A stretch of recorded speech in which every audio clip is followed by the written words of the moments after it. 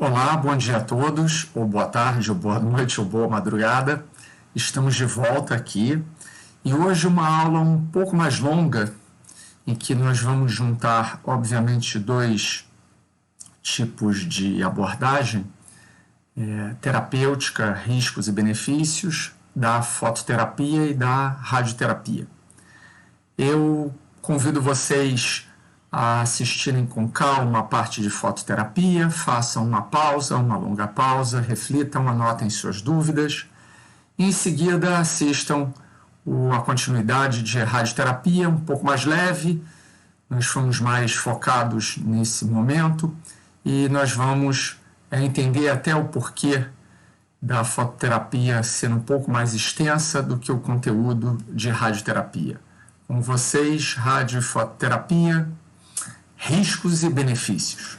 A pedido, na última aula, vocês me pediram para colocar o e-mail. De fato, eu esqueci de colocar meu e-mail. Vocês podem me escrever para qualquer demanda relativa à disciplina, não há problema algum. marcelo@farma.frj.br. Comecemos pela fototerapia e vocês vão entender a importância dela justamente pela importância da pele no organismo humano. Ela é, de fato, o maior órgão do nosso corpo. São 15% aproximadamente da massa corporal e 2 metros quadrados de área. Bom, os gordinhos aqui pode ser um pouquinho maior ou menor, né? Mas ela é o maior órgão do nosso corpo.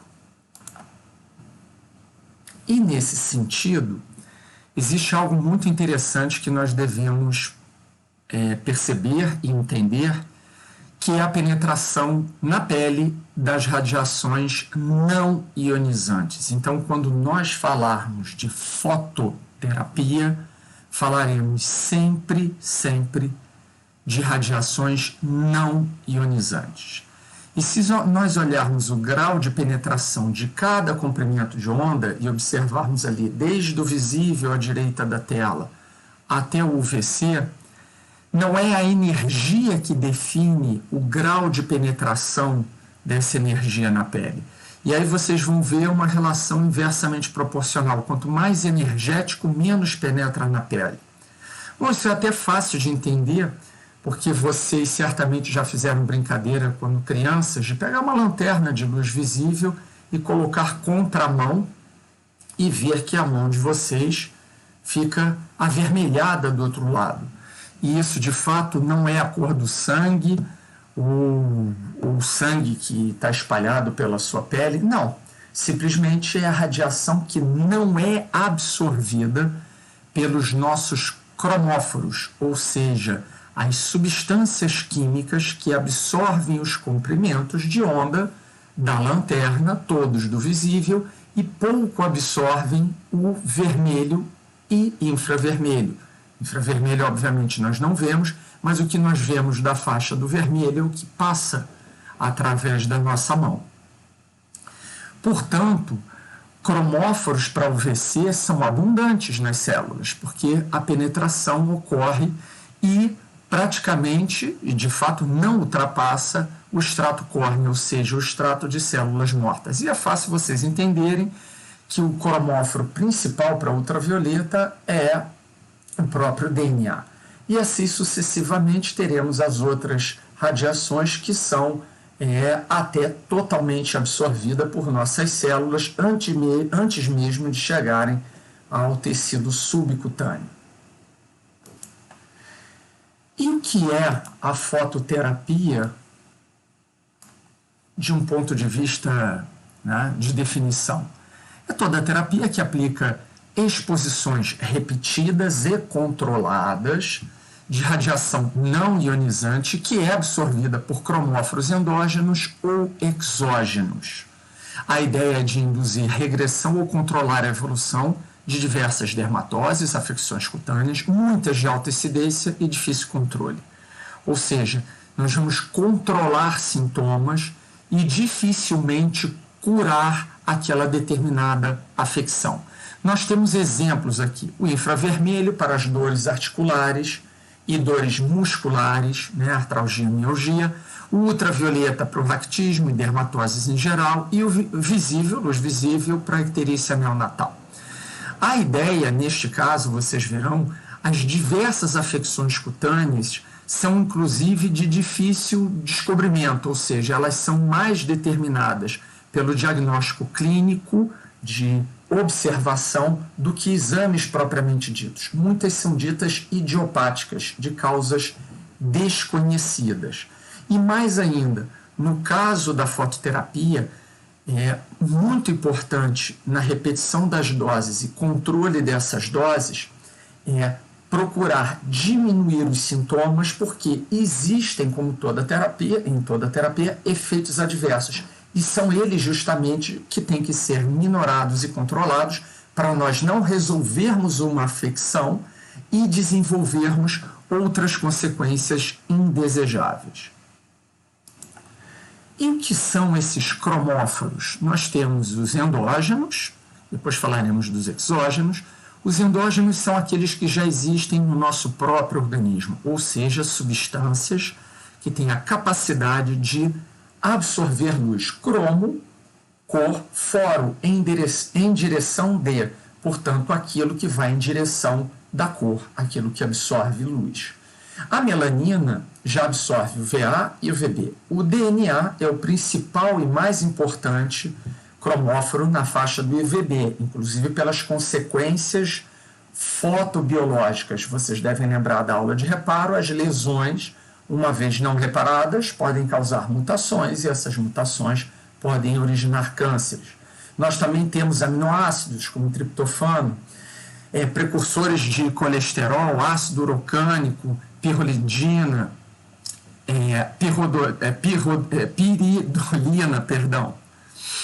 que é responsável precursor pelo colágeno, desmosina, que é um precursor de elastina, também são cromóforos para o VA.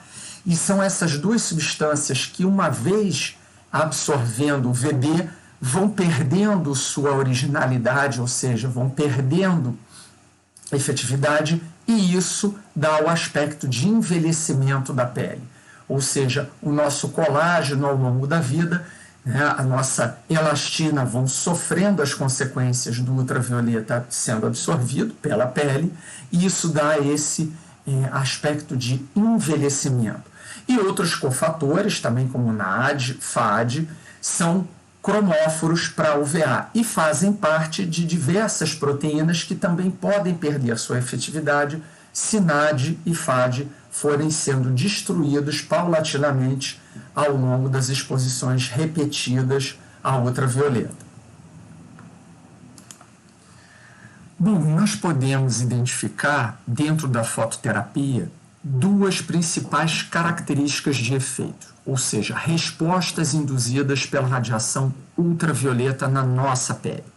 Primeiro, um efeito anti-inflamatório e imunossupressor, e outro, um efeito antiproliferativo, ou seja, uma diminuição da proliferação celular. As divisões celulares ficam reduzidas. E o efeito anti-inflamatório se dá por alguns mecanismos e é pleiotrópico, ou seja, afeta várias vias e várias células, várias moléculas que estão envolvidas no processo anti-inflamatório.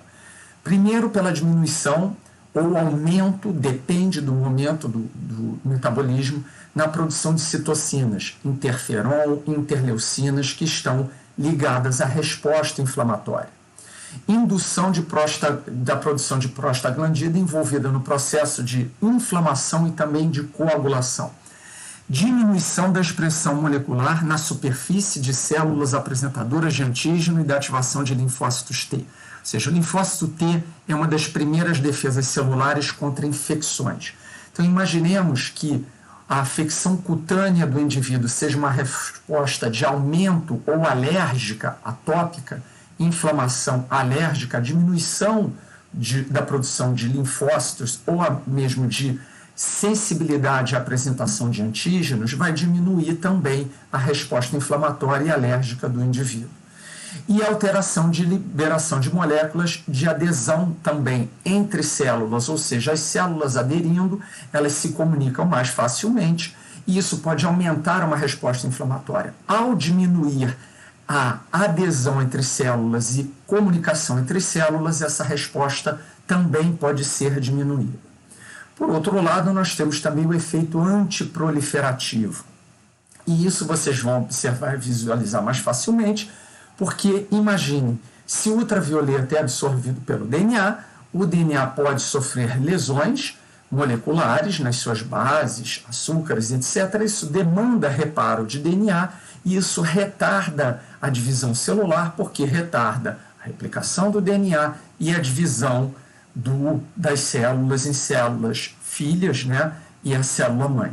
Portanto, há um retardo da velocidade da multiplicação celular, inclusive com, dependendo das doses, morte celular programada. Se essas doses de ultravioleta forem capazes de suplantar a capacidade de reparo, vocês lembram que pelo menos ali nos micro-organismos nós vamos demandar ativação de determinados mecanismos, como SOS, etc. E se isso também for suplantado, o número de lesões for maior do que a capacidade de reparo da célula, ela pode disparar a resposta de apoptose, ou de uma forma mais simples, morte programada, que é preferível o sacrifício da célula do que uma célula sobrevivente com mutações que possam eventualmente causar um câncer. Então, a ideia aqui é modular as doses para diminuir processos inflamatórios e diminuir a resposta imune, sobretudo nas afecções que são carregadas de problemas alérgicos, imunológicos, e, por outro lado, as afecções ligadas à superprodução de células, como na psoríase. Vocês vão ver daqui a pouco as fotos, como se fosse uma descamação da pele, inclusive com produção de lesão. Então, dois principais efeitos que são causados, duas principais respostas desejadas pela fototerapia. E aqui, apenas para vocês terem ciência, são fontes artificiais de luz que são utilizadas aí. Nós não utilizamos a luz solar, principalmente porque nós não temos controle sobre a luz solar. A luz solar, ela depende, e todos os seus componentes, da época do ano.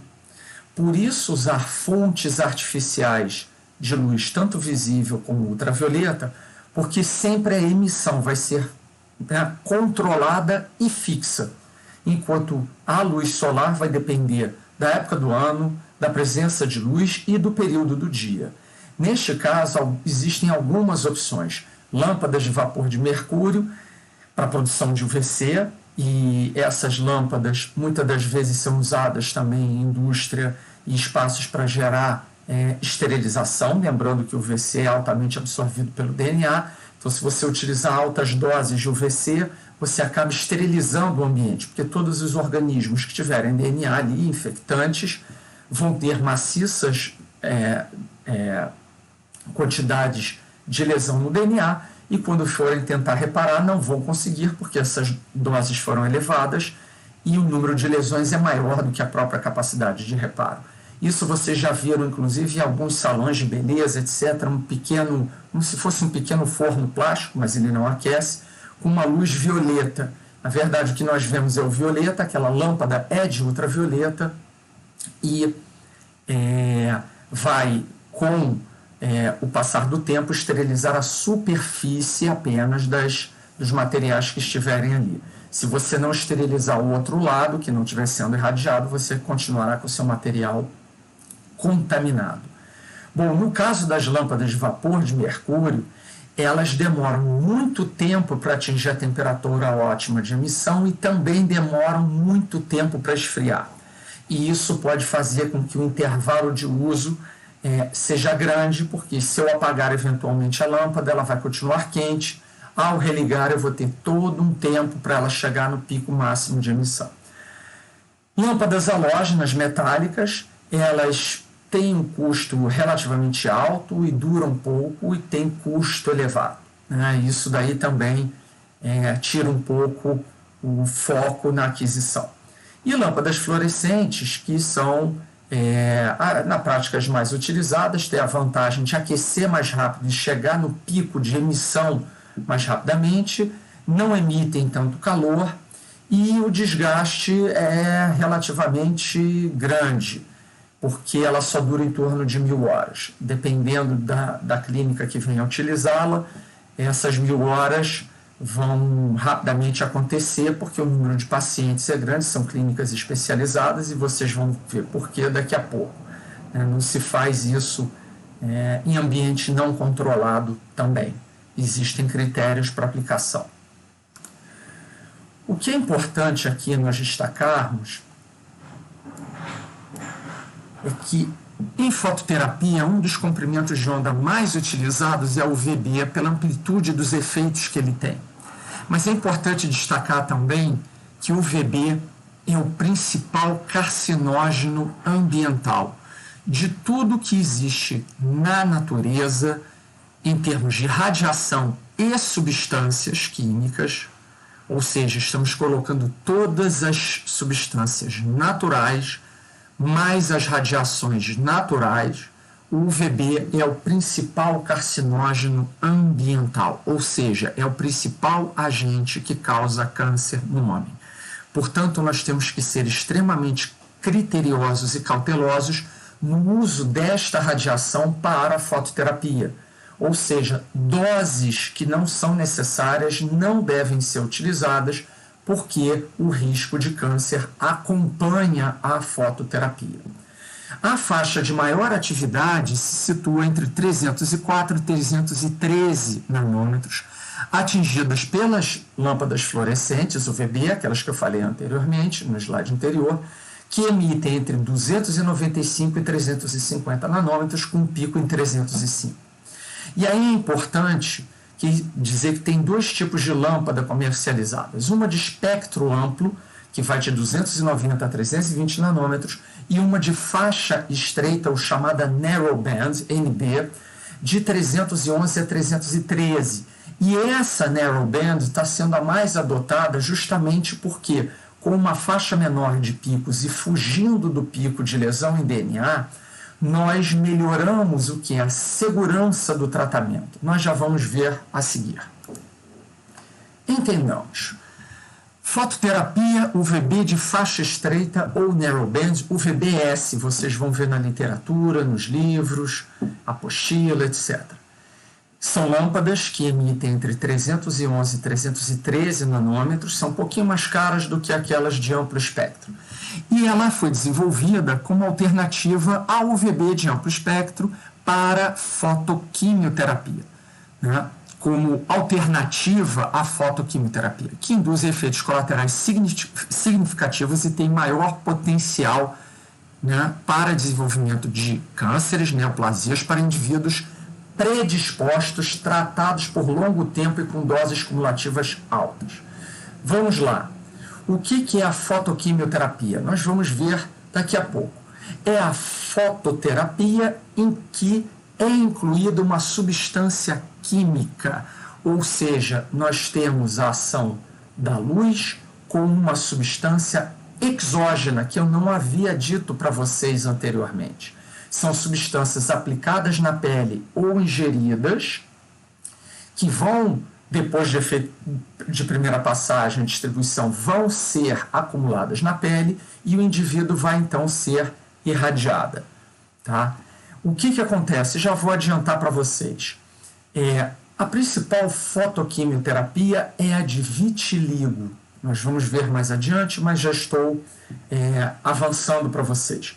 Existem casos muito graves de vitiligo e, por incrível que pareça, de todos os subtipos da população propensos ao suicídio, pessoas com vitiligo grave, ou seja, com manchas muito chamativas na pele, são as pessoas mais propensas a suicídio. E vocês devem entender porque, numa população leiga, quem não conhece o que é o vitiligo tem um preconceito muito grande. Vocês já devem ter ouvido falar numa modelo, inclusive, me foge o nome agora, que virou uma grande modelo defensora e, na verdade, um ícone dentro da moda, e ela é uma pessoa acometida de vitiligo que tem uma grande projeção, não me lembro se é na Europa, nos Estados Unidos, mas ela defende que não é uma doença contagiosa, é uma doença que afeta apenas a aparência da pele,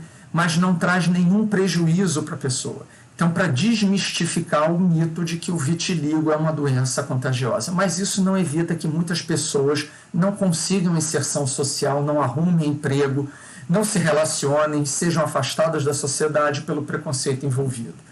Mas acontece o seguinte, que essa fotoquimioterapia, ela utiliza essa substância química chamada psoraleno ou psoraleína, e, junto com ultravioleta A, consegue reduzir bastante e repigmentar as lesões, né, as manchas de vitiligo, mas traz uma consequência muito ruim, que é o aumento da incidência de câncer. Alguns anos depois, ao longo do tratamento, às vezes com remissão quase total das manchas, as pessoas são acometidas de câncer. E uma grande alternativa a esse tratamento, estatisticamente, parece ser o UVB de faixa estreita. Ele consegue também diminuir a diferença das manchas, repigmentar a pele, sem tanta incidência de câncer. Por quê? Porque no caso da fotoquimioterapia de psoraleno com VA, existe um grande aumento, né, de lesões no DNA, que são aparentemente aquelas que geram também a resposta de repigmentação. Mas essas lesões no DNA acabam trazendo mutações que trazem o câncer. Já no caso do UVB faixa estreita, como o comprimento de onda 311 a 313 não gera tantas lesões no DNA, não teremos tanto acúmulo de lesões e mutações que podem causar câncer, podem vir a causar câncer, mas apenas contamos com a repigmentação. Ou seja, no balanço entre repigmentação e lesões, o UVB, narrow band, ou faixa estreita, causa repigmentação sem tantas lesões e mutações, enquanto que, no caso da psoraleína mais UVA ou fotoquimioterapia, nós temos repigmentação com um número grande de lesões e mutações que acabam levando ao aparecimento de cânceres. Ondas longas de UVB têm maior eficácia terapêutica e são menos eritematogênicas do que as situadas entre 290 e 305 nanômetros. O que eu quero dizer com isso? O UVB de ondas mais longas causam menos vermelhidão, ou seja, sempre nós vamos ter que escolher, ao usar a fototerapia, as doses e a faixa de comprimento de onda para causar menos desconforto e menos efeitos adversos aos pacientes.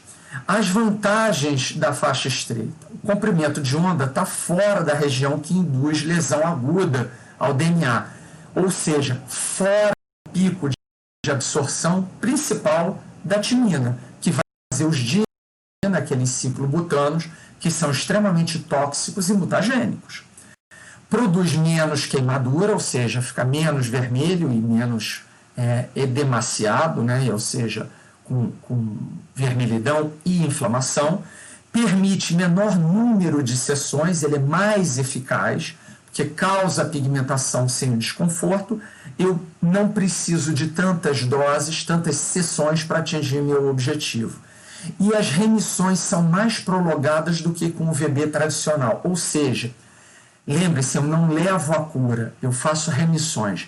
Eu repigmento a pele, ou eu diminuo a inflamação, mas depois de um tempo, depois daquele grupo de sessões que o sintoma diminui, ele volta a aparecer. E aí eu tenho que fazer nova série de sessões novamente. E neste caso particular, as remissões são mais duradouras, ou seja, o intervalo entre as sessões de tratamento é muito maior. Ou seja, o desconforto também para o paciente é menor.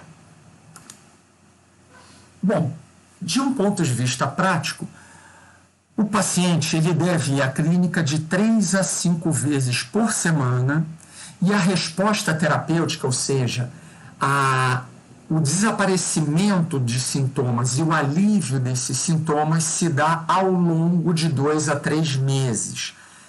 Então, realmente é uma terapia que sofre com problema de adesão, ou seja, o paciente aderir à terapia tem que ter uma disponibilidade, uma vontade relativamente grande, porque ele tem que se ocupar de 3 a 5 vezes por semana, ou seja, toma bastante dias da semana dele. Além disso, essas terapias envolvem alguns procedimentos de precaução, proteção de olhos, etc. Às vezes é a ingestão de um determinado medicamento, tantas horas antes da exposição à luz, essa luz é controlada, às vezes ele vai ter que retornar para casa, não vai poder trabalhar, porque ele não vai poder se expor ao sol, por exemplo, e ele vai perceber alívio ao longo de 2, 3 meses. Então tem muita gente que resiste e desiste do tratamento por causa disso. Bom, nesse sentido, nós também temos que, como controle, estabelecer a dose eritematosa mínima de cada paciente, que é a menor dose de energia necessária para produzir eritema leve. Então, vermelhidão após 24 horas de irradiação. E aí é muito simples vocês imaginarem, por exemplo, na minha pele, eu já determinei isso, por exemplo, ao sol. A minha dose eritematosa mínima no sol de meio-dia são 15 minutos. Se eu ficar 15 minutos sem protetor solar, 24 horas depois eu estarei vermelho. Vai depender do tipo de pele de cada indivíduo, porque se eu determino minha dose eritematosa mínima, é com ela que eu tenho que trabalhar para a minha terapêutica, ou seja, o médico fotobiologista que for me irradiar, ele não vai poder trabalhar com doses acima da minha DEM, porque senão eu vou sofrer com um efeito adverso e não vou ter benefício terapêutico, porque eu não vou gostar daquela vermelhidão, daquele inchaço provavelmente que virá, ou prurido e desconforto, e eu não vou voltar para a terapia. Então nós temos que trabalhar com as doses abaixo da DEM para cada indivíduo. E como está escrito ali, a DEM depende do fototipo e da sensibilidade individual e é obtida pela exposição a doses progressivas de UVB em pequenas áreas da pele, geralmente no dorso, nas costas, ou na região infraaxilar, ou seja, nas regiões que são mais sensíveis à luz ultravioleta.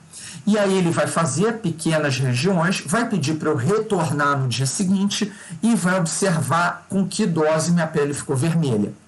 Daí em diante ele vai trabalhar nas minhas sessões com doses inferiores à DEM que foi determinada para mim.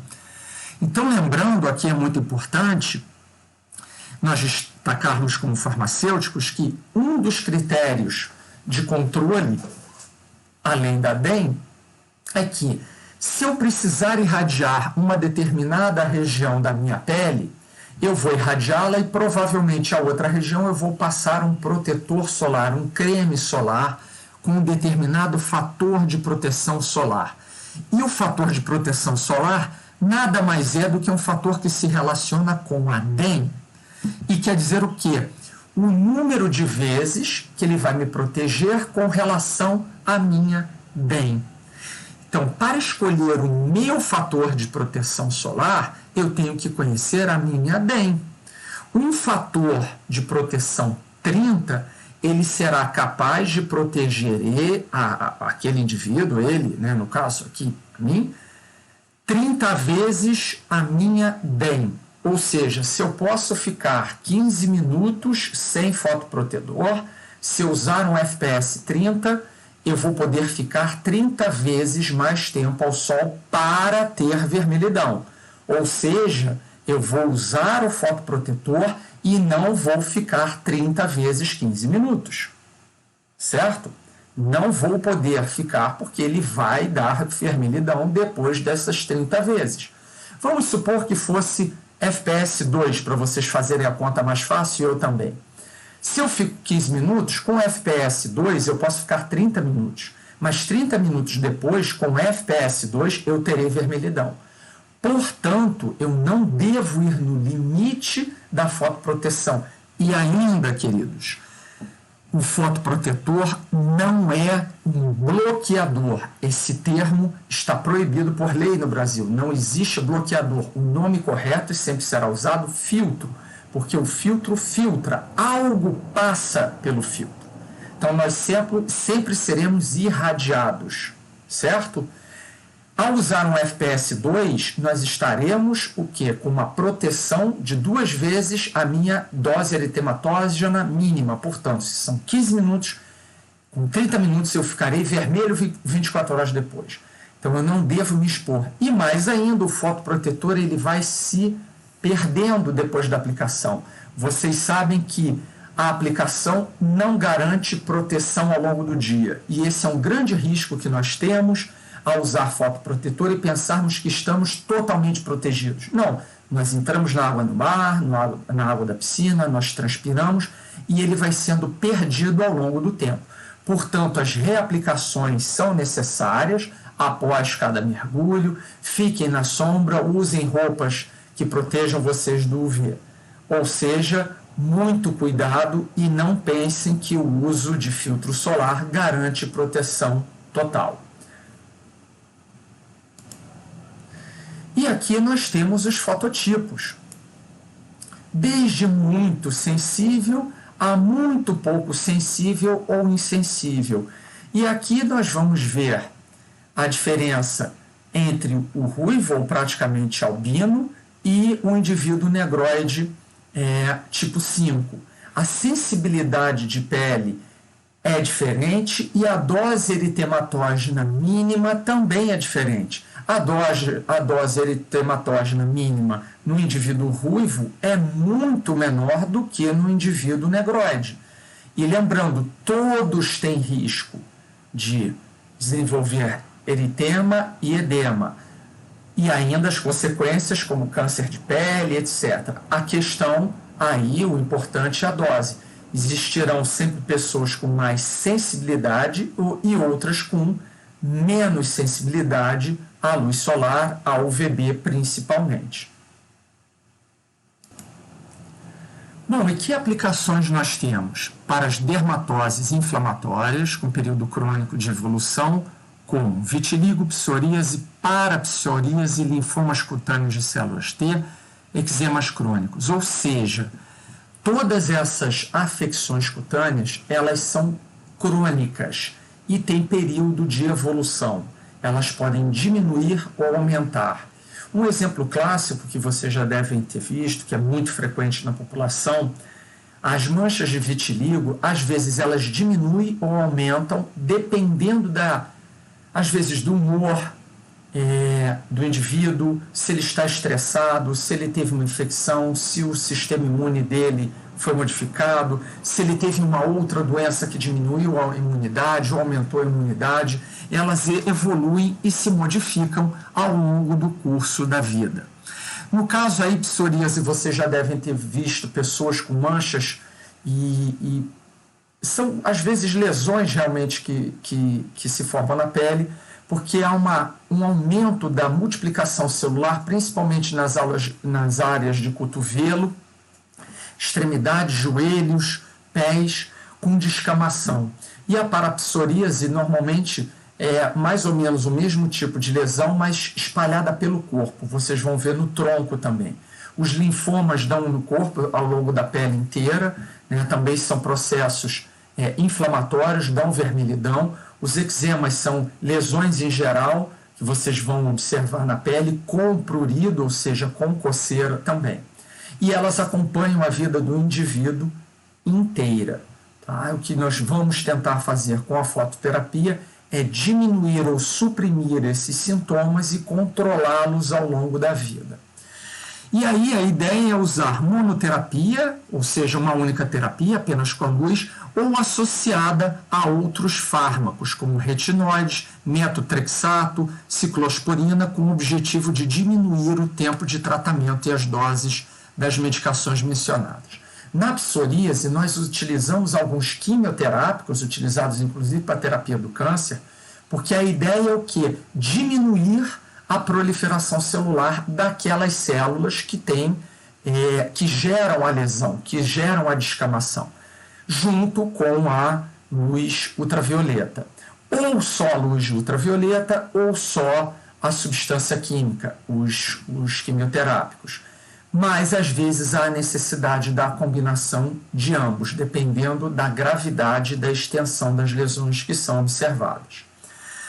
Que limitações nós temos? Nós necessitamos daquela fonte de luz, elas não são vendidas para pessoas civis, ou seja, são para pessoas jurídicas, para clínicas, para médicos, para os fotobiologistas, porque existe um risco de qualquer exposição descontrolada pode trazer efeitos adversos.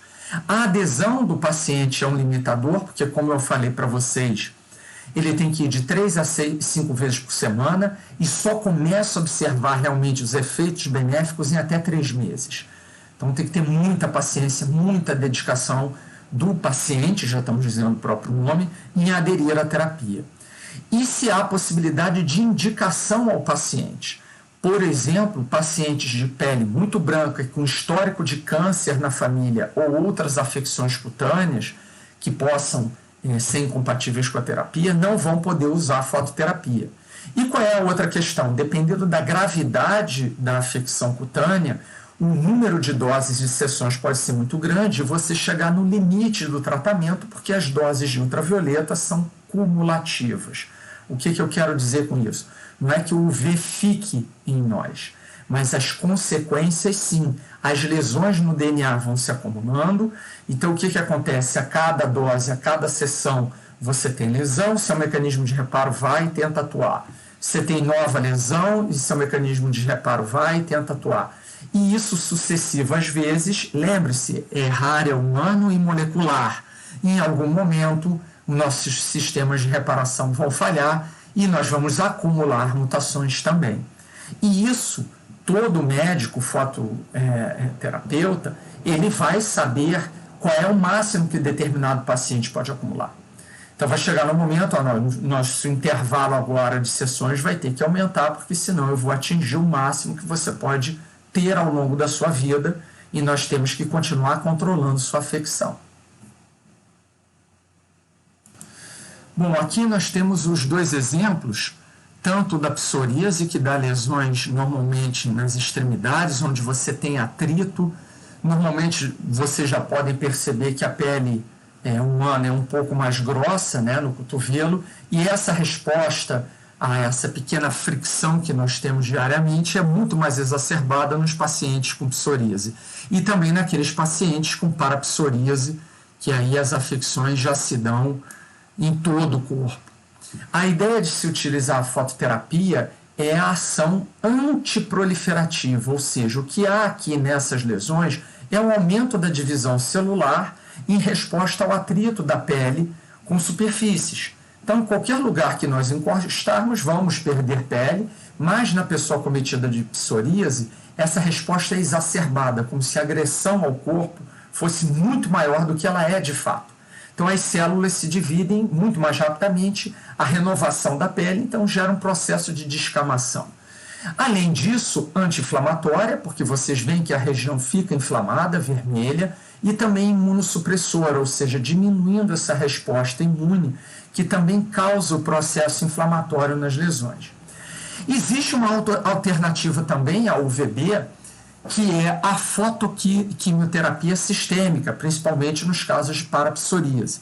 Eu vou ingerir uma cápsula com psoraleno, é a substância química que absorve luz UVA, e vou para a clínica.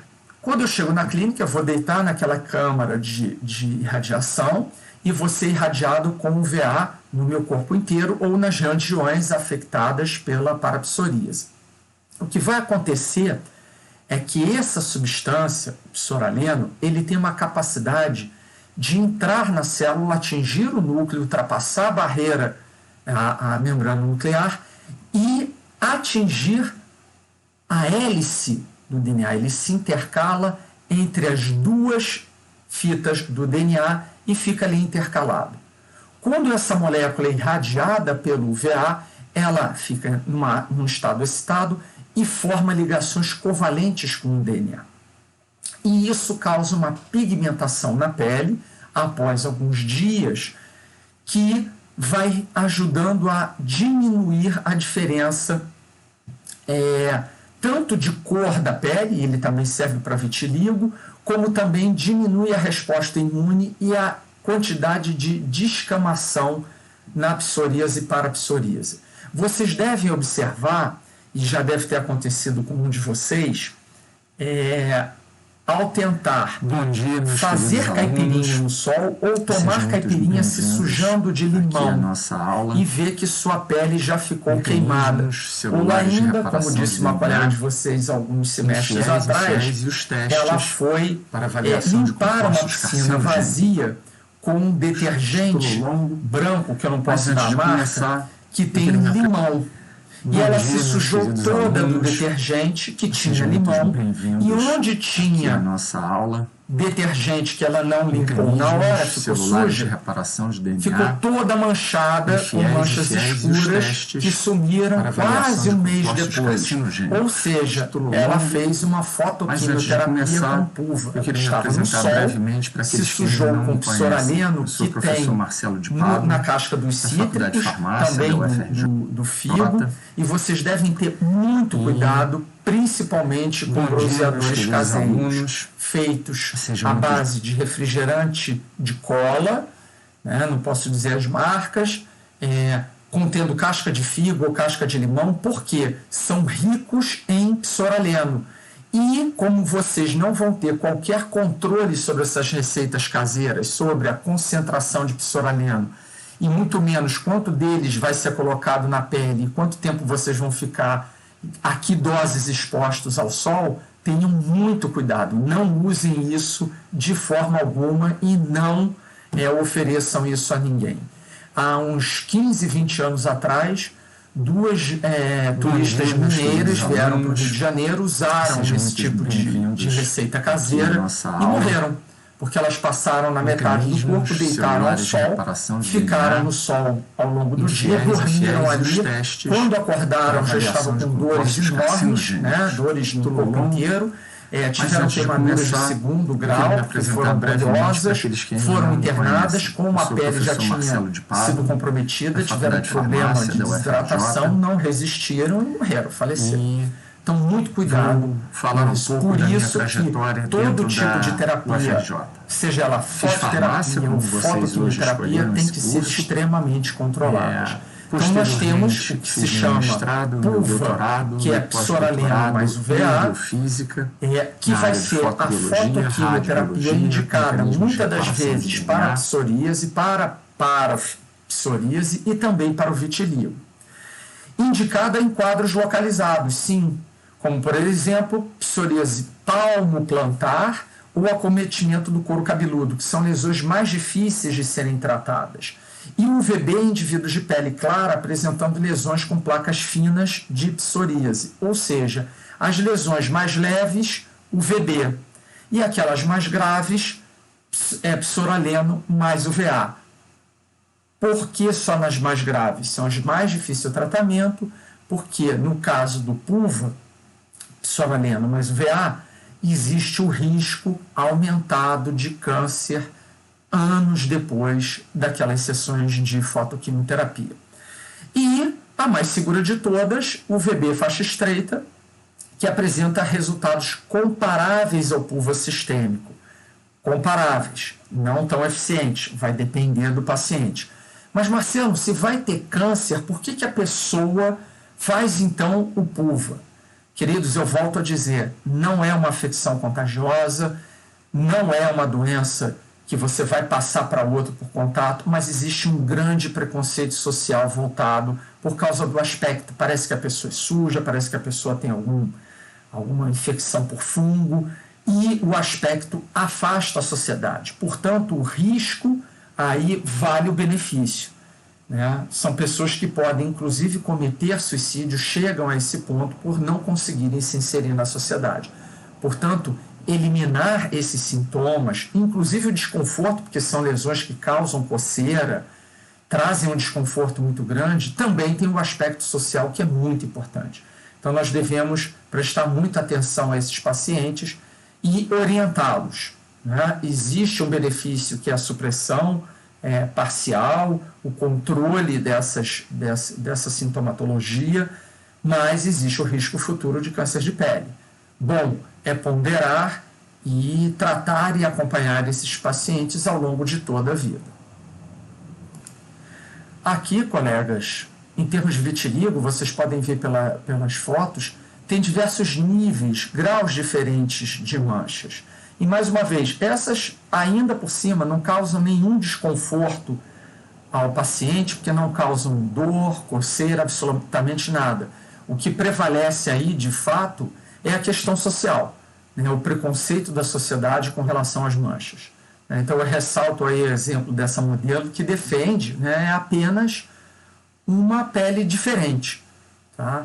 Então, aqui, no caso, né, a radiação UVA como a radiação UVB estimula a melanogênese e interfere no processo inflamatório da dermatose. Algumas pessoas têm inflamação justamente na parte mais clara da pele, porque é mais sensível à luz do sol. Né? Quando o comprometimento é extenso, nós vamos utilizar o psoraleno mais UVA, né, o PUVA, com substância química, né, simultaneamente com UVA, gerando lesões no DNA que vão causar pigmentação, mas anos depois podem causar câncer, sim. Então, reitero, nós vamos acompanhar esse paciente. O benefício da terapia tem que ser acompanhado porque podem ocorrer afecções do tipo câncer nos locais onde foi aplicado PUVA. Tá? E o tratamento com a radiação VB faixa estreita é efetivo, com resposta satisfatória, não tão satisfatória como o PUVA, mas é o único que vai ser utilizado em pacientes com contraindicação de PUVA. Por quê? Porque tem pacientes que já têm histórico de melanoma, histórico familiar. Então, não vai se utilizar PUVA porque, reconhecidamente, ele é mais carcinogênico do que o VB faixa estreita. Tá? Então, é um jogo de escolhas que cada um vai ter que fazer. Né? Vai depender de cada paciente. E o padrão de repigmentação é menor em extremidades. As mãos são mais difíceis, né? Os pés também, né? Nariz, os cantos de boca, as orelhas. Tá? Então, de fato, o tratamento não é perfeito em qualquer região do corpo. Às vezes, braço, perna, costas, você vai conseguir melhor eficiência, mas as extremidades, não. Bom, aqui mais uma vez a gente tem outro tipo de afecção cutânea, que é a dermatite atópica. Então, ela é alérgica, ela acompanha também a coceira. Então, em crianças pequenas, isso é muito ruim, porque a criança não se controla, coça até o ponto de ferir. Então, mais uma vez, qual é a ideia de usar a fototerapia? Diminuir a resposta imunológica, diminuir o inchaço e, com isso, a coceira, tá? E permanecer com a pele íntegra. Qual é o problema, mais uma vez? A escolha do tipo de fototerapia, se é o VB faixa estreita, ou até o uso de fotoquimioterapia, vai depender da extensão da lesão e da gravidade. Por quê? Se a extensão é muito grande, no corpo inteiro, principalmente no rosto, é muito delicado, né? Nós vamos ter que usar um tratamento mais eficaz. Em crianças pequenas, não é recomendado PUVA sistêmico. Vocês sabem que ele é mais propenso a causar o quê? Câncer. Então, se eu já começo com um tipo de tratamento como esse, na mais tenra idade, ou seja, quando a criança é bem jovem, e sabendo que você vai ter que acompanhar com o tratamento ao longo da vida aquele paciente, a dose acumulada vai ser muito grande. Então, a chance dele ter câncer é muito grande. Portanto, nós começamos com tratamentos menos arriscados, mesmo que a resposta não seja plenamente satisfatória, e só vamos usar, por exemplo, o PUVA sistêmico na fase aguda, ou seja, quando não for mais suportável para o indivíduo, né, ele se coçando, você usa, depois você substitui pelo VB ou o VB de faixa estreita. Aqui, colegas, nós utilizamos a fototerapia para tratar propriamente um câncer de pele. O linfoma cutâneo de células T é um linfoma, um câncer de pele, que dá essas pequenas placas avermelhadas que, se não tratadas, podem avançar e invadir outros tecidos e órgãos. Então, ele tem que ser monitorado, controlado e tratado ao longo da vida do indivíduo. Então, imaginem, neste caso, a dificuldade que o paciente tem, inclusive, de viver, né? Se nós observarmos, o tratamento, às vezes, dura meses, sempre sendo necessária a manutenção. Então, a ideia é começar com fototerapia, lógico, imunoterapia nos estágios iniciais da doença, para evitar a disseminação extracutânea, ou seja, para evitar que este câncer migre para outros órgãos, tá?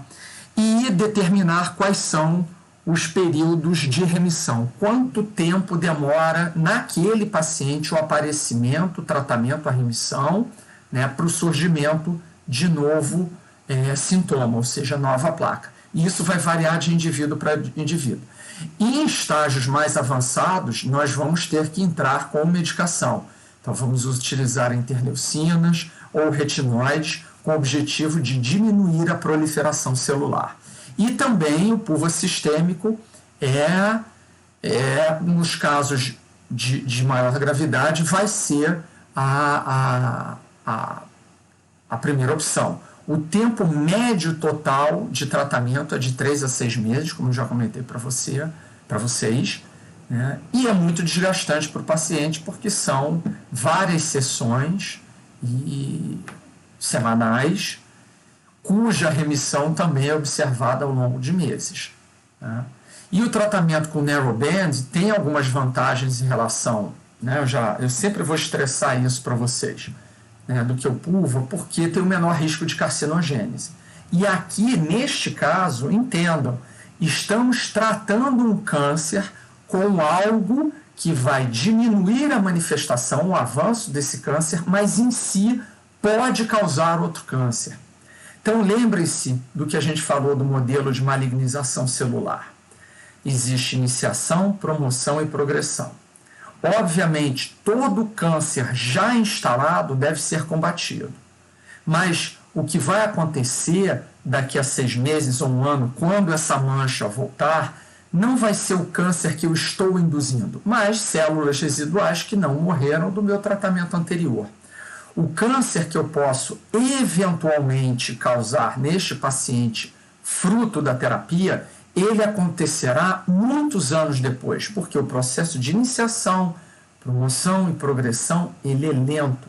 Não existe esse mito de que eu trato um câncer hoje, uma semana depois, por causa do tratamento, eu causei outro câncer. Não, esse é um processo longo e de anos.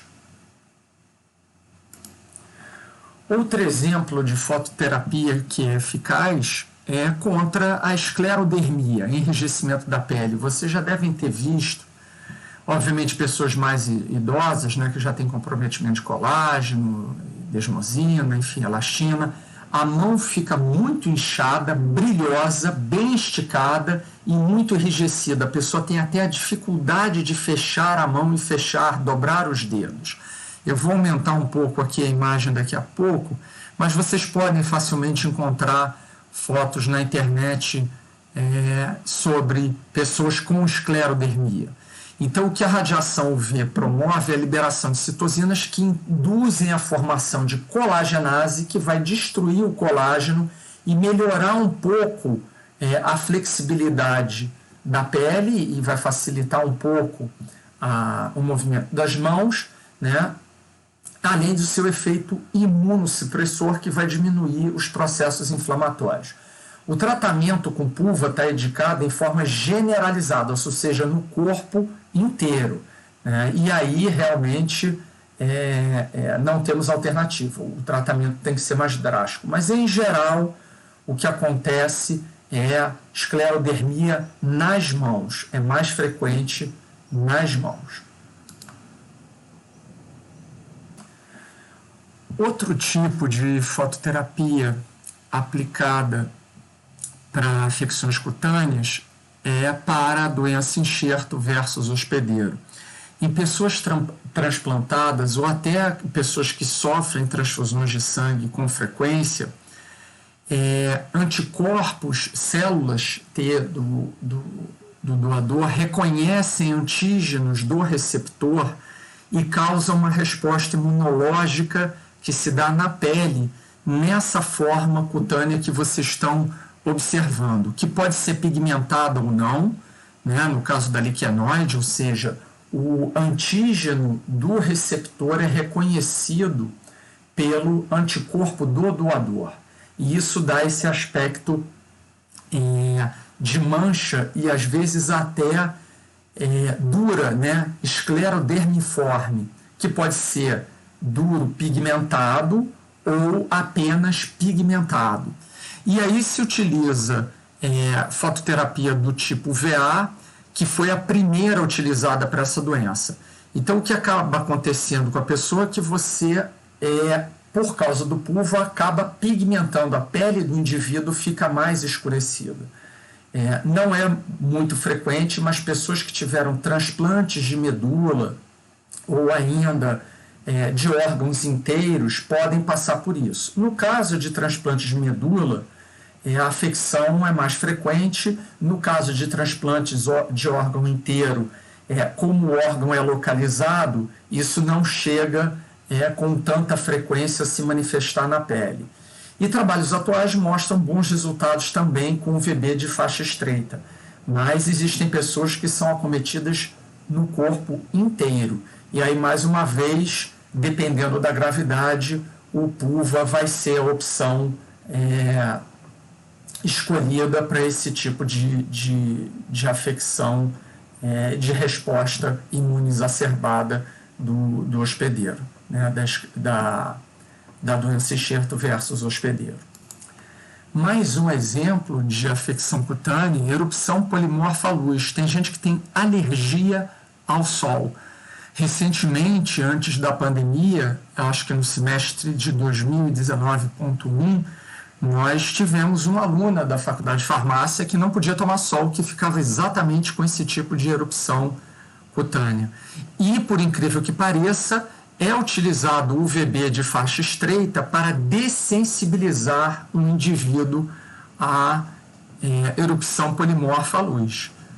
Obviamente controlado, isso quer dizer que existe um período antes do tratamento em que a pessoa deve se afastar do sol, e essas placas são tratadas com o VB de faixa estreita, justamente pelo efeito antiproliferativo e imunossupressor. Esse é outro tipo de afecção cutânea, também idiopática, ou seja, nós não conhecemos a origem, que é o hidroa vaciniforme, né, o hidroa de lesões bolhosas, que tem aspecto da ferida da vacina, né, vaciniforme, e chega a dar necrose em determinados indivíduos. E também pode ser tratado com fototerapia para diminuição desses sintomas. Então, imaginem, né, até PUVA pode ser utilizado em casos mais graves como esse, mas imaginem, parece uma infecção e algo contagioso e não tem absolutamente nenhuma etiologia contagiosa ligada a agentes microbiológicos, no caso da hidroa também. Este é mais um exemplo de afecção, né, de eczema, uma urticária solar, também causada por sol, né, alergia ao sol, que pode tomar o corpo todo, toda a região. Ela é edemaciada, vocês devem ver na borda aqui, causa coceira, então é um desconforto enorme para o paciente, e também pode ser aliviado pela fototerapia, mais uma vez pelas propriedades imunossupressoras, nesse caso mais, porque não há descamação, mas se o indivíduo continuar, né, com prurido e coçando, vai causar lesões. E aí elas podem se infectar pela ferida aberta. Portanto, é mais um caso de indivíduo com problemas sociais de inserção na sociedade, porque isso causa um impacto muito grande no indivíduo leigo que não conhece. esse é mais um exemplo. Ele lembra um pouco o hidroavaciniforme, mas não tem as bolhas, né, o prurigo actínico. Nesse caso, o nome já está dizendo, há uma vontade incrível, né, é muito desconfortável, a coceira está associada, né, a essa afecção. E também nesse caso, né, principalmente na figura da esquerda, há uma extensão muito grande do rosto. Procura-se utilizar o VB de faixa estreita, porque é uma região muito sensível, né, não se utilizar o PUVA. E realmente o indivíduo, você vê que é um indivíduo relativamente jovem aí, e ao longo da vida ela continua se manifestando. Portanto, outra afecção cutânea idiopática que pode ser passível de tratamento por terapia e ou fototerapia em casos mais graves. Mais outra dermatite, ou seja, tem um processo inflamatório que evolui, pode ter descamação e ferida, né? Em alguns indivíduos, o desatento pode pensar até que seja uma hanseníase, mas a pele não perde sensibilidade, na realidade fica muito sensível e também pode ser tratada por fototerapia. O ideal é no início da manifestação, antes que ela evolua. De uma forma geral, o que nós vamos ter? Todas as fotodermatoses idiopáticas, ou seja, aquelas que são de causas, né, origem desconhecida, vão poder fazer uso da fototerapia. E a ideia é diminuir a sensibilidade à luz, ou seja, diminuir os sintomas utilizando a própria luz UVB ou PUVA mais UVA, para diminuir os sintomas, nos casos o próprio desconforto, e diminuir o reaparecimento, ou seja, aumentar as remissões, ou seja, o intervalo entre o surgimento dos sintomas cutâneos. Isso daí, verdadeiramente, ainda é um drama dentro da dermatologia. A origem, identificar a origem, muitas delas genéticas, mas ignoradas ainda as causas. Você vê o histórico familiar em determinadas afecções cutâneas, né, dessas fotodermatoses, mas a ciência ainda desconhece a grande maioria delas. E nós utilizamos de forma empírica, ou seja, né, na tentativa e erro, mas com grande sucesso na maioria delas, ou seja, conseguindo tanto a redução dos sintomas, como também o aumento dos intervalos de remissão, ou seja, de aparecimento de novas manifestações da pele entre as sessões de tratamento.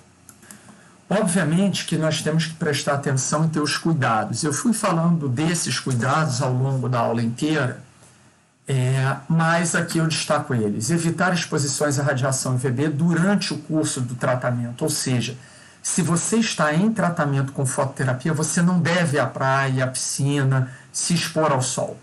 Usar protetor solar nas áreas expostas, ou seja, depois da sessão de tratamento, no caminho para sua residência, e obviamente não vamos proibir a pessoa de circular, ela deve usar continuamente o fotoprotetor.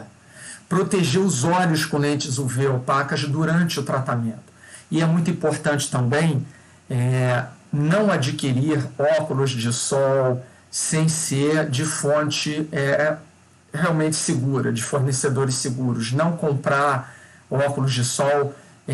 Muito em breve, e eu tenho certeza disso, nós teremos em atividades presenciais o Conhecendo a UFRJ. As pessoas vão voltar a visitar a UFRJ, vocês voltarão às aulas práticas e nós teremos demonstrações, né? O que é uma lente de óculos de sol comprada em qualquer lugar, no meio da rua, e aquelas que mesmo sem nenhum pigmento são capazes de proteger os olhos da luz UVA e UVB. Proteger a área genital masculina, face e mamilos, que são áreas mais sensíveis. Evitar expor as áreas não afetadas, então utilizar tecidos que absorvam a luz e não irradiemos partes do corpo que não têm afecção cutânea. e verificar as alterações cutâneas a cada sessão, ou seja, há um acompanhamento contínuo a cada sessão e ao longo da vida do indivíduo para monitorar os efeitos adversos, o principal deles, o próprio câncer. Bom, e aqui alguns outros efeitos adversos que eu não havia comentado para vocês. Os agudos, ou seja, aqueles que vocês vão ver durante o tratamento, são alguns gastrointestinais. Você pode ter desconforto gastrointestinal, dor de cabeça, tontura, insônia, depressão. Os efeitos fototóxicos, né? O eritema, onicólise, ou seja, você pode ter a perda da unha, né? Dependendo da área irradiada, se são as mãos, coceira, ressecamento da pele e hemorragia da região inferior à unha. Lembremos que, como alguns tratamentos vão causar apoptose, né, dependendo da dose de UV, diminuição da proliferação celular, nossas unhas estão crescendo continuamente, então elas vão sofrer com isso e provavelmente nós podemos ter perda da unha. Os crônicos, aqueles que se dão ao longo do tempo, então aí a gente já comentou a carcinogênese, o próprio envelhecimento, o fotoenvelhecimento, catarata, né, se os olhos não forem protegidos, xerose, que é o ressecamento da pele, alterações da pigmentação da pele, ou seja, a pele pode ficar mais pigmentada, principalmente se nós fizermos o PUVA, né, o PUVA, no caso do vitiligo, é desejada a repigmentação, mas no caso da psoríase, não. A pele vai acabar ficando mais pigmentada do que a parte não irradiada. E a formação de lentigos, que são aquelas manchas de envelhecimento semelhantes às sardas. Tá? Obviamente, pessoas do fototipo 1 e 2 e as submetidas a tratamento imunossupressores são as mais suscetíveis a esse efeito. São as pessoas de pele mais clara. A queimadura solar pelo VB é o maior fator para o aparecimento de melanoma, e esse risco parece ser até 7,5% mais alto em pacientes tratados com VB do que na população em geral. E esses dados, ou seja, são menores do que nos indivíduos tratados com PUVA. Eu não tenho estatística para isso no momento. Tinha um grupo, ainda existe esse grupo de fototerapia no Hospital Universitário, mas eu não tive acesso aos dados mais recentes. Mas algo em torno de 10 a 12% das pessoas, eu tenho que confirmar isso, de pessoas tratadas com PUVA, no final da vida, já com idade avançada, tratados com PUVA, tinham maior frequência de câncer do que pessoas não tratadas. Realmente, esses são os grandes cuidados que deveremos ter. Agora, quem não deve fazer fototerapia? Quais são as contraindicações? Pessoas acometidas de xeroderma pigmentoso. É uma doença bem rara, e são indivíduos que têm defeitos em mecanismo de reparo de DNA. Sobretudo, tem uma dificuldade muito grande de reparar os dímeros de timina. Vocês devem ter ouvido falar com a professora Aloa, ou com a professora Iraima, ou a professora Cláudia, ou o professor Gandra, enfim.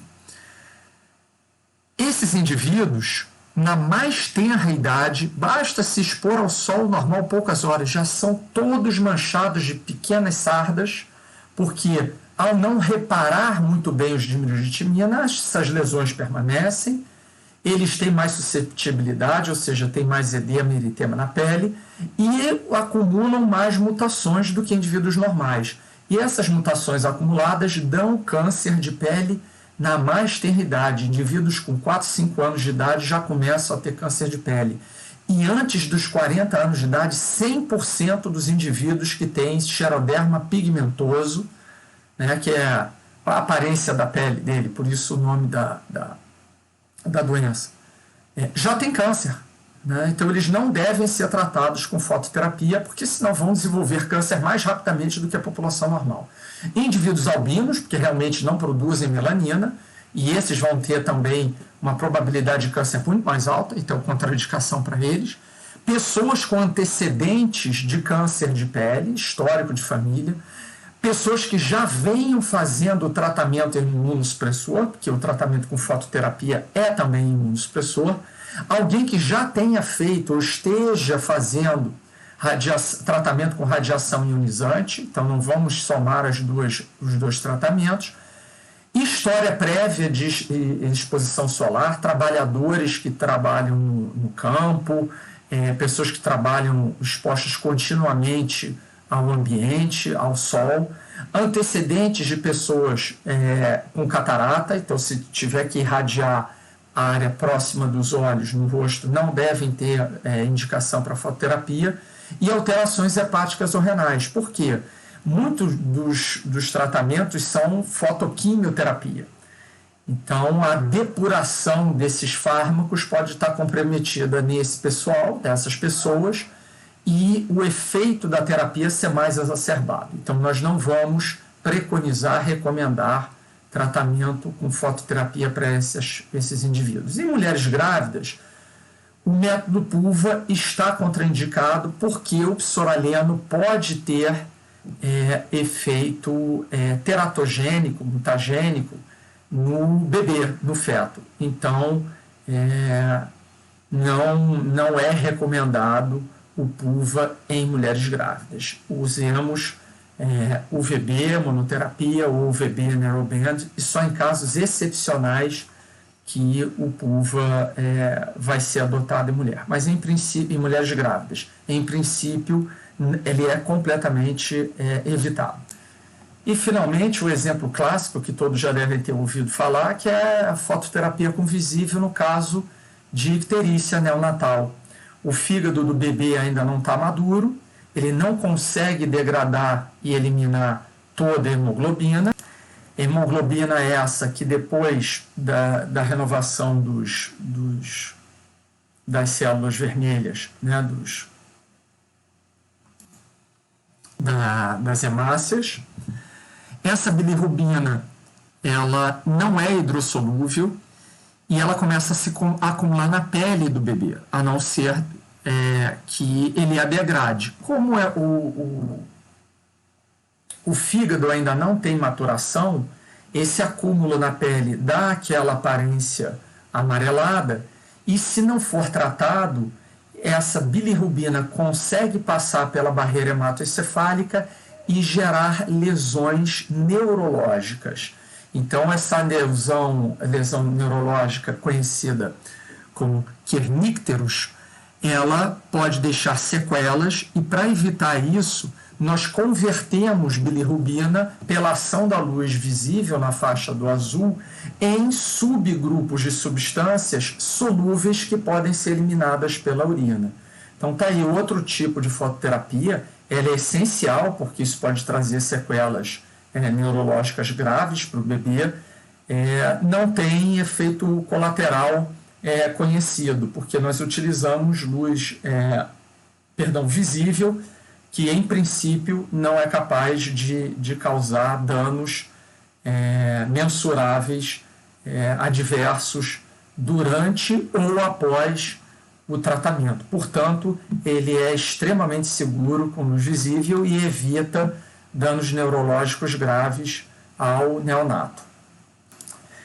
Entretanto, obviamente, a própria pigmentação dos olhos do bebê ainda não está totalmente completa. É importante cobrir os olhos da criança, mas em princípio a luz azul não terá efeito tóxico adverso sobre o organismo do neonato.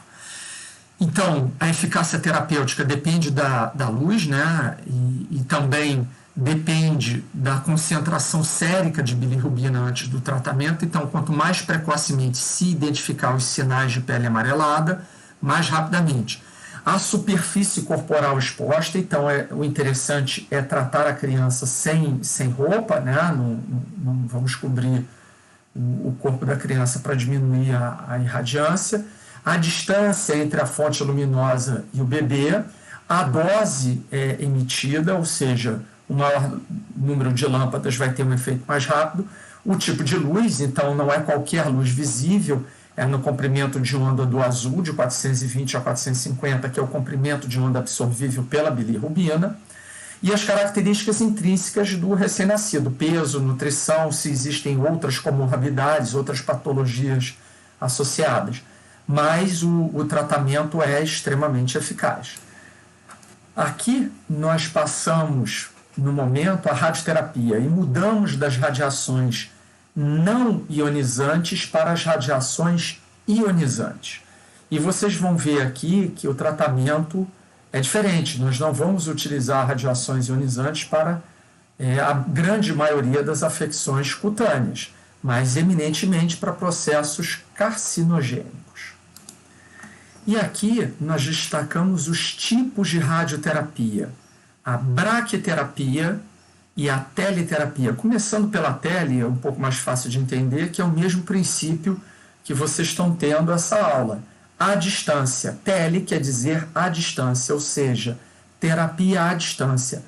A radiação ou a fonte da radiação está fora do corpo ou longe do indivíduo e ela é transmitida até o indivíduo que vai ser irradiado. E ao contrário, vocês vão imaginar a braquiterapia é aquela próxima, na qual a radiação, a fonte está próxima ou dentro do próprio indivíduo.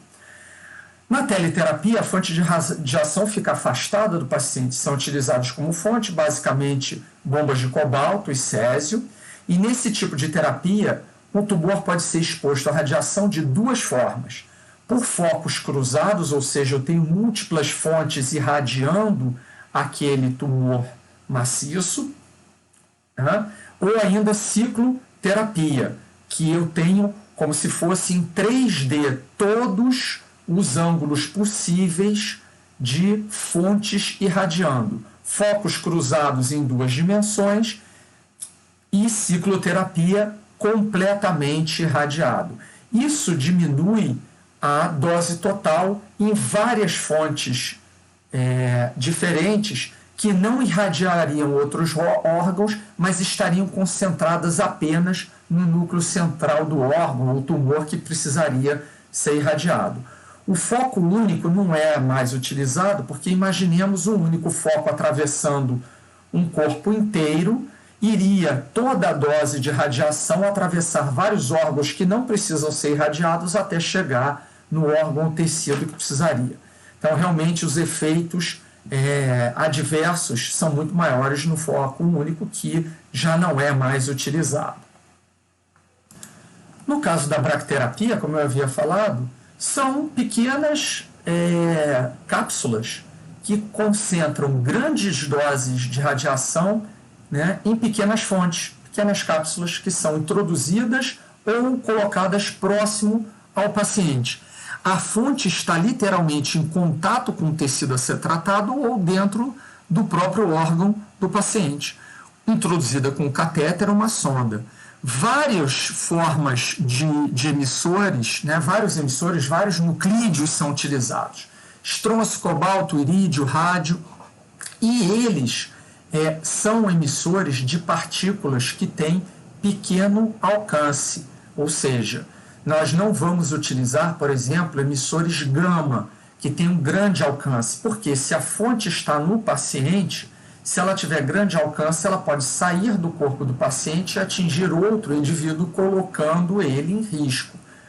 Então, tumores de pele, colo de útero, endométrio, sarcoma, pulmão, esôfago, canal anal, reto, mama, nasofaringe, cabeça e pescoço são utilizados. Se eu não me engano, um grande jogador de basquete, já brasileiro, aposentado, teve câncer no cérebro, sobreviveu, fez tratamento, e dentre os tratamentos que ele fez foi um de braquiterapia, em que uma pequena cápsula introduzida por sonda era colocada na cabeça desse atleta. E depois era retirada, quando essa dose calculada era depositada no tecido, era retirada e aquele paciente não mais estava contaminado com material radioativo. Então, lembrando e fazendo paralelo, na teleterapia o indivíduo não fica radioativo, ele é irradiado e a fonte está fora dele. Já na braquiterapia, ele passa a ser uma fonte de radiação, porque a radiação está no próprio paciente. E aqui nós definimos algo muito importante, que são os tipos de efeito da radiação nos seres humanos. De acordo com a dose, nós temos doses que vão produzir efeitos estocásticos e outras efeitos determinísticos, dependendo da dose. Os efeitos estocásticos levam à transformação da célula, ou seja, surgimento de câncer. A causa deve-se à alteração aleatória no DNA, você já sabe, as mutações de uma única célula que continua a se reproduzir. Então, é o processo de malignização celular que vocês já conhecem. E não apresenta limiar de dose.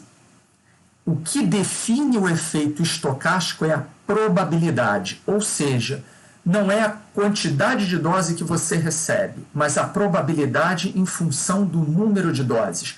É aquilo que é comparável a ganhar na loteria sem querer. Ninguém quer ganhar um câncer na loteria. Mas você só ganha na loteria se você jogar muitas vezes. Ou seja, a única forma de jogar e ganhar na loteria é jogar todas as probabilidades. Ou seja, 1 em 50 milhões para ganhar na loteria. Então, depende da probabilidade. Se eu pegar um dado e jogar 6 vezes, a probabilidade de sair o número 6 é 1 em 6 jogadas. Se eu jogar 60 milhões de vezes, a probabilidade é quase de 100%. Vocês vão imaginar isso. Ou seja, neste caso, quanto mais vezes você for exposto, lembrando, toda vez que você for exposto à radiação, você vai ter lesão no DNA, existe uma probabilidade dessa lesão poder não ser reparada e causar mutação. E essa mutação tem uma probabilidade de causar câncer. Então, lembre-se, qualquer dose tem probabilidade de causar câncer. O que vai definir aí é o número de vezes aos quais o indivíduo foi exposto. Portanto, o efeito estocástico é ou é sim ou é não. Vai depender da probabilidade de ocorrência, que é fruto do número de vezes que você é exposto. Ao contrário, o efeito determinístico, eu sei o quanto de dose, não precisa várias exposições. Basta uma dose, que eu sei qual é, que vai levar ao efeito. E eu sei qual é essa dose. Eu sei qual é a dose de raio-x ou raio-gama que eu não posso utilizar, que eu vou matar o sujeito. Então, todos os efeitos determinísticos são conhecidos. Se eu ultrapassar uma determinada dose, eu vou matar o sujeito. Então, eu vou trabalhar com doses para matar apenas células tumorais. Existe um limiar, então existe um teto a partir do qual eu não posso ultrapassar, senão eu mato a célula. E a probabilidade de ocorrência e a gravidade estão diretamente relacionados ao aumento da dose absorvida, ou seja, eu vou morrer sim se eu aumentar de 1 Gray para 5 Gray, para 10 Gray, eu posso matar 50% da população, 60% da população das células ou 100% da população das células.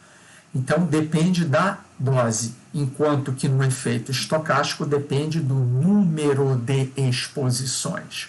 Tá?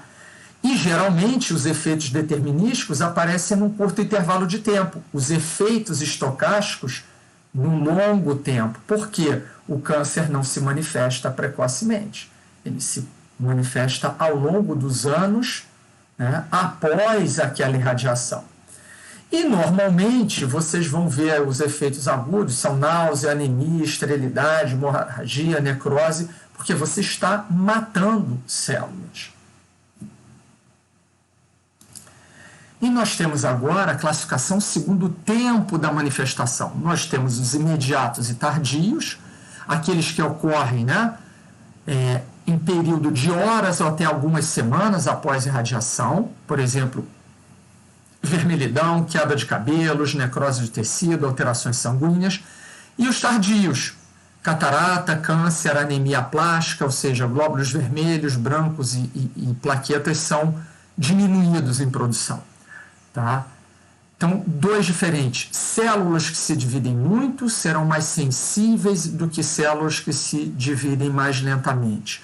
E os tardios, como o câncer, dependem de um processo. Lembrem-se, iniciação, promoção e progressão.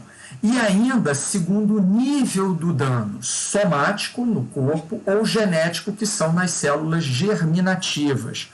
Os somáticos afetam apenas os indivíduos, o meu corpo, o indivíduo que é irradiado, e não os seus descendentes. Agora, os genéticos são os danos provocados nas células que participam do processo reprodutivo do indivíduo que foi irradiado, por exemplo, os ovários, os testículos, se foram irradiados, podem trazer danos à produção das células germinativas, no caso dos espermatozoides, e no caso das mulheres que já nascem com todos os seus óvulos, dependendo da extensão do dano, todos eles podem estar comprometidos e aí a descendência vai ser afetada. Tanto se os espermatozoides forem produzidos já com o genoma modificado, com heranças genéticas desse produto de irradiação, como os óvulos irradiados das mulheres que venham a ter filhos depois de um processo com terapia de raio-x. Portanto, queridos,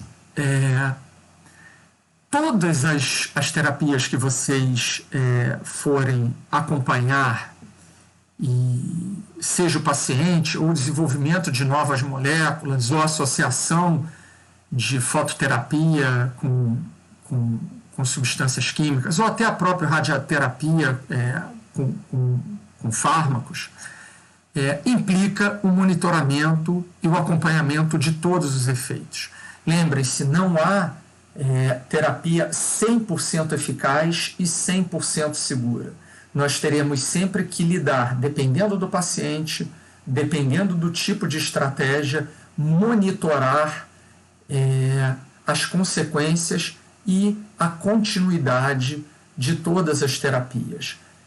Eu encerro aqui hoje agradecendo a atenção de vocês e já coloquei meu e-mail lá no início da aula e aguardo vocês para o nosso encontro, para os nossos encontros síncronos, para tirarmos dúvidas e sanarmos qualquer pergunta ou demanda que vocês tenham. Eu coloco aí uma bibliografia básica, espero que os textos um pouco mais longos que eu tenha escrito, eu tenha que ter lido para vocês, não tenham sido muito enfadonhos, mas eu sei que nesse momento vocês podem ter eventualmente dificuldade de encontrar livro ou baixar literatura. Por isso, no caso das radiações, aí eu coloquei as apostilas da própria Quinem, que estão disponíveis online, e um livro de fototerapia que talvez vocês consigam baixar inteiro, né, de biblioteca virtual, e ajudem vocês aí nos estudos, e até breve no encontro síncrono. Muito obrigado a vocês, um bom dia, uma boa tarde, uma boa noite.